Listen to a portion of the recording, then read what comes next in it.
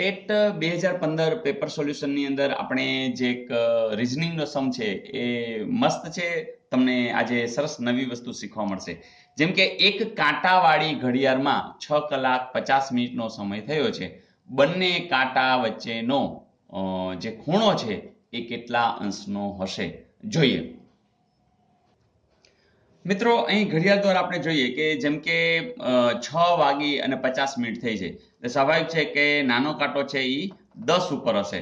પણ મિત્રો મને એ કહો કે આજે ચોટેલો હશે 6 ઉપર કાંટો? ના, બિલકુલ નહીં. કારણ કે જ્યારે આ મિનિટ કાંટો ફરી રહ્યો છે ત્યારે 6 ઉપરથી આ જે છે એ પણ ખસીને આગળ ગયો હશે. પાછો એક્ઝેક્ટ 7 ઉપર આવ્યો હશે? ના, કારણ કે જે 12 ઉપર આવે ને ત્યારે આવે. એટલે કે આનું સ્થાન પણ ધીમે ધીમે ખસી રહ્યું છે. અને આવા સંજોગોમાં તમારે જ્યારે આ ખૂણો શોધવાનો થાય ત્યારે બધા વિદ્યાર્થીઓ મૂંઝાતા હોય છે. તો મિત્રો આજે હું તમને સરસ મજાનું સૂત્ર આપીશ. જેમ કે આ કલાક કાંટો છે એને આપણે h કહેશું, સોરી આ મિનિટ કાંટો છે એટલે આપણે એને m કહેશું, અને જે આ કલાક કાંટો છે નાનો કાંટો છે એને આપણે h કહીશું. તો તમને ખબર જ છે કે અમુક કલાક અને અમુક મિનિટ એવી તો વાત એને કરી જશે. તો આપણે એક સરસ મજાનું સૂત્ર જોઈ લઈએ કે આ ખૂણો શોધવો હોય ને તો પહેલા તો માનાંક લખો. માનાંક એટલે શું કે તમારે બાદબાકી કરવાની છે, પણ એની જવાબ છે માઇનસમાં નહીં પ્લસમાં લઈ લેવાનો, અથવા તો જુદી રીતે કહીએ તો મોટી સંખ્યામાંથી નાની સંખ્યા બાદ કરવાની. હવે આપણે બે વસ્તુનું કામ છે, એક h અને m. તમારે એટલું યાદ રાખવાનું કે 30 ગુણ્યા h કરવાના છે અને તમારે 5.5 એ m કરવાના છે અને વચ્ચે બાદબાકીની સાઈન. બસ કામ પતી ગયું, જવાબ મળી ગયો. સિમ્પલ.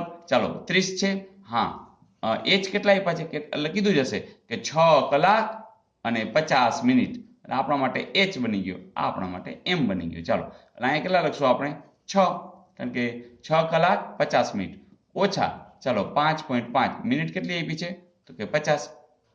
જુઓ છે ગુણાકાર કરો, 6 તેરી 18, 180, અને આનો પણ ગુણાકાર કરો તો 25 અને 25 ને 2 275. હવે તમે કહો આમાંથી આ બાદ તો થાય નહીં, તો ચલો આમાંથી આ બાદ કરી દો, કારણ કે આપણે માઇનસ સાઈન તો લેવી નથી. જોજો તો 275 માઇનસ 180, 5 10 17 માંથી 8 જાય તો 9 1 માંથી જાય તો 95 અંશ ઈ એનો જવાબ. એવું છે. તો મજા આવી મિત્રો? સાવ સિમ્પલ. આ વારંવાર પૂછાય છે ને વિદ્યાર્થીઓ ગભરાય છે. આમાં કંઈ કરવાનું નહીં. દાખલા તરીકે એમ કે 2 વાગી અને 30 મિનિટ, તો જોઈ લઈએ આપણે. તમે જરા ટ્રાય કરો છો 2 વાગી અને 30 મિનિટે બે કાંટા વચ્ચેનો ખૂણો. ચાલો ચેક કરો જોઈએ, હમણાં આપણે ચેક કરીએ. જોજો આવી એક પોઝિશન હશે, એમને એમ ખબર પડે કે 90 અંશથી કંઈક વધારે આવતું હશે. પણ જોઈ લઈએ કે નાનો કાંટો છે એટલે કે કલાક કાંટો 2 અને 3 ની વચ્ચે હશે અને આ એક્ઝેક્ટ 6 ઉપર હશે. ચાલો સૂત્ર તો આપણી પાસે છે જ કે 30h ઓછા 5.5 m. ચાલો h કેટલા આપ્યા છે તો 2, એટલે કે ડાયરેક્ટ કરવું છે 30 દૂને 60 ઓછા 5.5 ગુણ્યા m. m એટલે કેટલા છે 30. તો જુઓ જોઈએ 5.5 ગુણ્યા 30 કરો. આ મીંડુના પ્રકારને 5 તેરી 15, 5 તેરી 15 ને 165.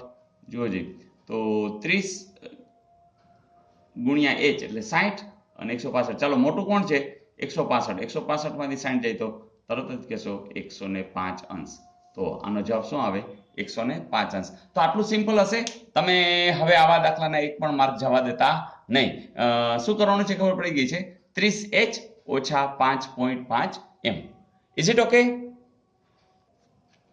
મિત્રો ઘડિયાળ વિશે જે પૂછાય છે એમાં સાવ સહેલું છે. ખાલી એક અમસ્તી તમે નજર કરશો તો આવડી જશે. એમાં કંઈ છે જ નહીં કે ભાઈ મિનિટ કાંટો છે દર મિનિટે કેટલો ખસતો હોય.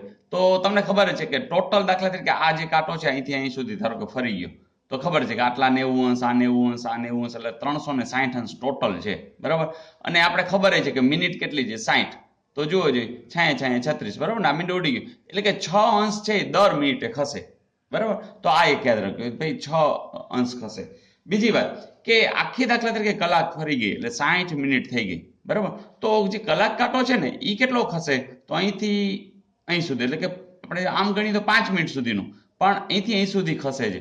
એટલે કે આ અંશ છે 5 મિનિટ સુધી. ધારો કે વિચારો કે અહીંથી આટલો જે હશે, જેમ કે આ 2 જ લખ્યો છે અહીંયા, ધારો કે 2 છે બરાબર, 2 વાગ્યા છે, તો અહીંયા કેટલા અંશ હશે તો તમને ખબર છે કે અહીંથી અહીં સુધી જવું એટલે કેટલા 10 મિનિટ થઈ કહેવાય. આ મિનિટ કાંટો અહીંથી અહીં સુધી જાય તો 10 મિનિટ કહેવાય. તો એ 10 મિનિટ તો ખબર જ છે કે 60 અંશ થશે, બરાબર, 60 અંશ. અહીં 3 સુધી જશે તો 6 અને 15 મિનિટ એટલે 15 છક 90, તો આ ખબર જ છે કે 90 અંશ છે. અહીંયા 5 મિનિટ એટલે તો તમને ખબર છે કે આટલો અંશ 30 અંશ છે, આ 30 અંશ છે, આ 30 અંશ છે. તો કલાક કાંટો છે એ અહીંથી અહીં સુધી પહોંચશે એટલે કે આખી કલાક પૂરી થઈ જશે, એટલે કે 60 મિનિટ પૂરી થઈ જશે ત્યારે એ કેટલું ખસે છે? 30 અંશ ખસે છે. ધેટ મીન્સ કે દર મિનિટે ખાલી અડધો અંશ ખસે છે. તો આ વાત પણ તમે બરોબર યાદ રાખજો.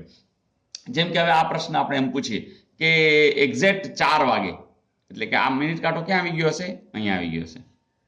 સોરી, મિનિટ કાંટો 12 ઉપર હશે, કલાક કાંટો ક્યાં આવી ગયો છે? 4 ઉપર. હવે તમને એમ પૂછે કે આ કેટલા અંશ છે, તો તમને ખબર જ છે કે આટલું 30 છે, આટલું 30 છે, આટલું 30 છે અને આટલું 30 છે, એટલે કે કેટલું થઈ જાય? 120 અંશ. ધારો કે એમ ખબર નથી પડતી તો તમે વિચારો ને કે આ મિનિટ કાંટો અહીંથી અહીં સુધી પહોંચ્યો તો આપણે એટલું જ જોઈ છે, તો આ કેટલી મિનિટ થઈ? તો કે 20. તો 20 ગુણ્યા 6 કરી નાખો. તો કારણ કે દર મિનિટે 6 અંશ ખસે છે તો 120 અંશ. અઘરું એ પડતું હતું કે જ્યારે અધવચ્ચે મિનિટ કાંટો અને કલાક કાંટો પડેલા હોય અને બેયનો જ્યારે ખૂણો માગવાનો હોય તો હવે તમારા સૂત્ર ખબર જ છે. શું સૂત્ર છે? 30h ઓછા 5.5 m. h એટલે કલાક કાંટો અને m એટલે મિનિટ કાંટો. તો મિત્રો આવા દાખલા જ્યારે પણ પૂછાય તો આપણે 1 માર્ક જવા દેવો નથી જ. એક પ્રશ્ન પૂછી લઉં કે દાખલા તરીકે 12 વાગે બંને કાંટા ક્યાં હોય? ભેગા હોય.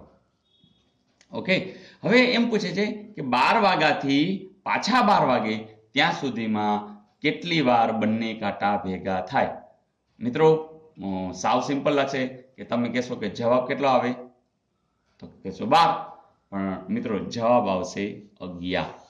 તો 12 વાગે જ્યારે બંને કાંટા ભેગા થાય પછી પાછો આમ ફરતો તમને ખબર છે કે જ્યારે 1 વાગે ત્યારે નાનો કાંટો છે એ અહીંયા હશે, મોટો કાંટો અહીંયા હશે, પછી ભેગા ક્યારે થશે? હજી આમ આગળ જશે ત્યારે.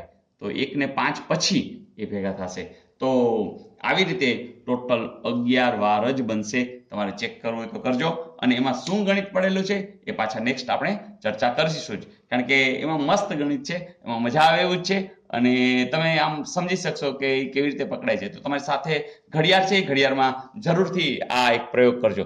એટલે હવે પ્રશ્ન એવો પૂછું છું કે 24 કલાકની અંદર કાંટાઓ બંને વાર ભેગા થતા હોય કેટલી વાર? તો તરત તમે કહેશો 11 દુને 22 વાર. તો ઇઝ ઇટ ઓકે? તો આવા પ્રશ્નોને જવાબ પણ તમે મેળવી શકશો. ને મિત્રો આ એક કોયડો સરસ છે કે અંકો ખૂટતો અંક અહીંયા મારે શોધીને આપણે મૂકવાનો છે. તો જોઈએ આપણે, જુઓ જે 3, 4, 9, 10 ક્રમમાં આવે છે. અહીંયા વળી ક્રમ નથી આવતો. તો 7 તેરી 21 ઊંધા કર્યા, 8 તેરી ના એવી કંઈ થતું નથી. તો હવે શું કરીએ? 4 ને 3 7, 7 ને 8 નહીં, એવું નથી થતું. તો જુઓ જ 3 ચોક 12 એવું તો થયું, પણ પછી અહીંયા હા 3 તેરી 9 થયું, 7 અઠા 56 થઈ ગયું. તો 9 ગુણ્યા 10 એટલે શું હશે? 90. તો આટલું સિમ્પલ છે. માત્ર તમારે આને બેઝ બનાવવાનો છે કે આ બંનેનો ગુણાકાર અહીંયા, આ બંનેનો ગુણાકાર અહીંયા, આ બંનેનો ગુણાકાર અહીંયા. તો 9 ગુણ્યા 10 એટલે 90. તો મજા આવી મિત્રો? બસ તમારી તૈયારી ખૂબ કરજો, કારણ કે નવી પરીક્ષાઓ આવી રહી છે, નવી ભરતીઓનું પણ સંભળાઈ રહ્યું છે. તો આ વખતે આપણે નોકરી લઈ જ લેવી છે. All the best.